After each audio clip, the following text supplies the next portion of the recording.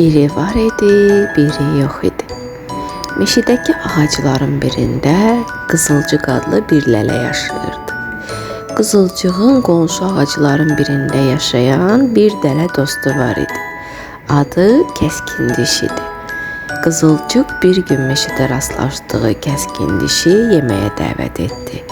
Yemək üçün çox gözəl bir şorba bişirdi. Axşam Kəskindiş gəldi. Biraz söhbət etdikdən sonra şorbaları içməyə başladılar.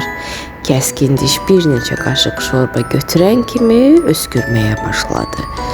O öskürəndə isə Qızılcıq hayqıraraq gülməyə başladı.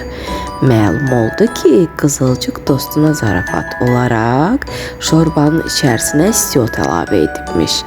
Bunu başa düşən Kəskindiş Qızılcığa çox qəzəbləndi, amma dostuna heç nə demədi. Bir müddət sonra Kəskindiş də Qızılcığı yeməyə dəvət etdi. Həm də çox gözəl bir şorba hazırladı və Qızılcığa hiss etdirmədən şorbaya istiot əlavə etdi. Bu dəfə isə Qızılcıq bir neçə qaşıq içdikdən sonra öskürməyə başladı. Təbii ki, bu dəfə ona gülən Kəskindiş idi. Qızılcıq o zaman anladı ki, özümüzə edilməsini istəmədiyimiz bir şeyi başqasına etməməliyik. Səhvini başa düşdü və Kəskindişdən üzr istədi.